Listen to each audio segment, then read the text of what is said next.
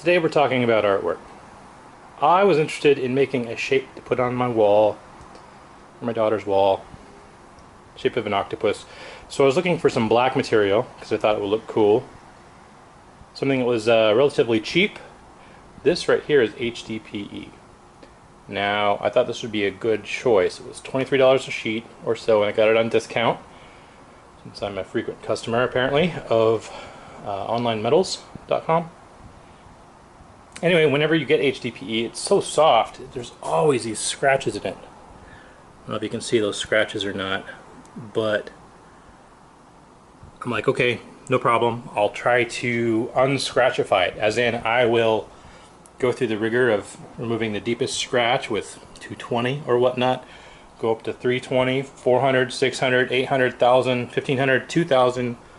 Then I got out the buffing compound, or the rubbing compound, and the buffing compound, and all that effort, which was hours of sanding, had to even get some sandpaper, turned into this. This is the same material, sanded to the dickens. You can see some slight patterns in there where I was using different directions back and forth. So it wasn't perfect, but there's nothing that I can do to make this shiny.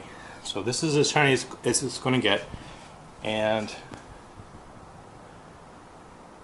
I call this an experiment. So I'm disappointed. So I'm like, what am I going to do about it? Now, I had got a bunch of other plastics because I'm experimenting right now with different materials for different things, and I came across something I did purchase, which is this. This is ABS plastic, exterior grade.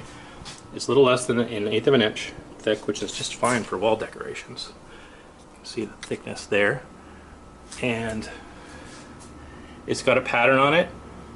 It had a slight scratch on it, and I'm like, okay, let's get some Goo Gone, maybe let's see if it comes out. And right here is where the former scratch was. This looks great. Costs the same amount as the ABS or the HDPE, the black stuff. This is modeled because the Goo Gone is drawing from the other parts, but I'm not concerned about that. What I'm happy about is this requires no effort, is more resilient to scratches, and because there's a texture, I think that will be cooler to be on the wall. So this will be my material of choice. Now, to the cutting. And away we go.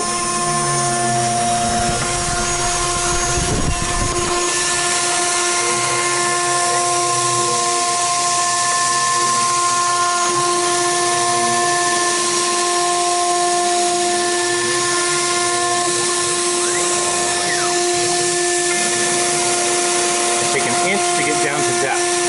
I actually like that quite a bit more than just plunging in.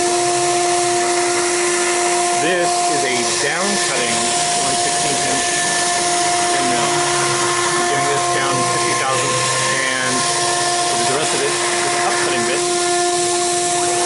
My hope is to get the best finish on the edges. See how that goes.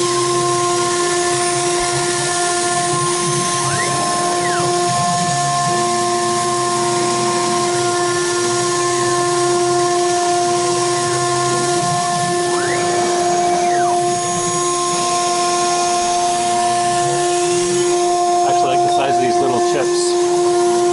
They're not melting, they're whole, not powder. So I've got my speeds and feeds about right. We'll see how rigid this thing is all put together.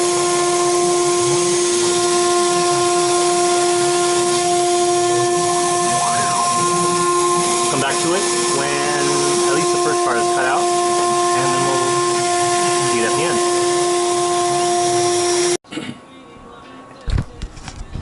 Alright, this is what the overall shape is. Hopefully you can see that. It's pretty big. This is 2 feet. What I did notice is that I did get some chip welding, only in some places. This is a nice clean corner. See the groove in there. This one started out clean and then got, focus, got muddied up. Now I'm a little concerned about this if it's permanent, but I was just doing some digging just to see how, if it was like totally fused or if it was just kind of superficial. And this looks somewhat superficial, so I'm not going to worry about it too much before I'm completely done. Now I tried an experiment, and that was right here. I actually took my compressor air nozzle and blew it against, like, there's ship welding. Let's blow it off as it's happening, and that actually did stop it from happening here. Now I restarted over here, so it wasn't completely successful, and I was able to stop it again over here, and it started again over here, and it stopped over here, start and stop. So just an experiment, but since the chips aren't totally there, not permanent, and I'm not going to worry about it too much. I think the end effect is going to be fairly sweet.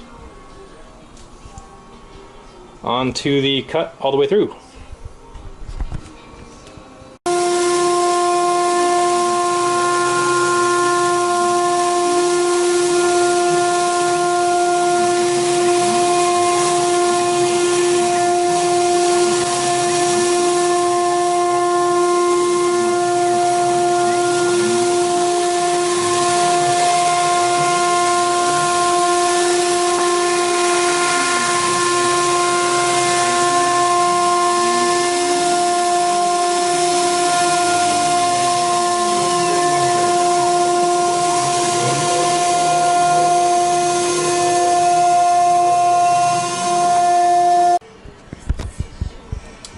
This is for whom the Octo was made.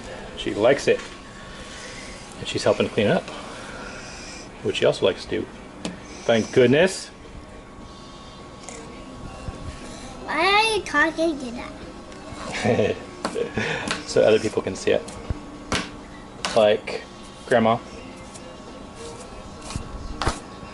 Alright, good work. Keep it up.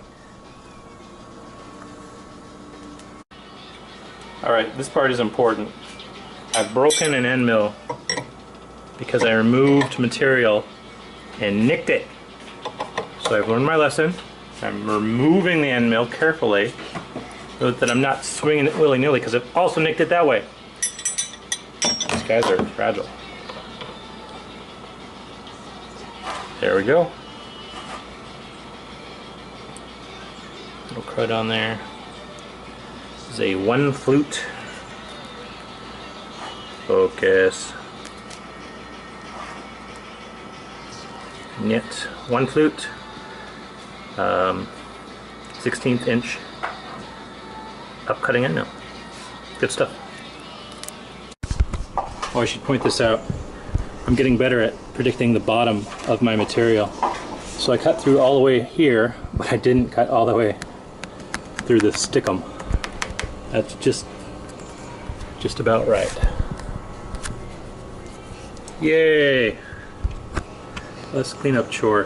One of the problems of cutting through the stickum is that it actually gets accumulated on the side of your part as it continues cutting. So you want to just nick it if possible. I have to mention this part. This tape right here, well, you can see that, HDPE 100D polyken. I've tried a lot of double-sided tape, and this particular tape does not leave stickum on the part. It doesn't leave it on wood, nor ABS, nor HDPE, nor aluminum. It just comes right off. I mean, it's super sticky, don't get me wrong, but it stays self-contained. Oh. Happiness. I got this at McMaster. I bought a whole, I guess, dozen rolls, which wasn't cheap, but if you buy a dozen, you get it at a discount. And I'm going through it at I suppose a couple years I'll be out through the whole dozen. Not too bad. Here's the finished work. This will go up on my daughter's wall. When I first showed it to her, she's like, "Whoa, cool!" Which is a pretty good reaction from a 3-year-old, I'd say. Anywho, this has been a production of jerbroCNC. See you next time. Here's the final installed location. Daughter picked it out. Daughter, mother, father, all approve. That's me, of course. Until next time, this is jerbroCNC. Bye.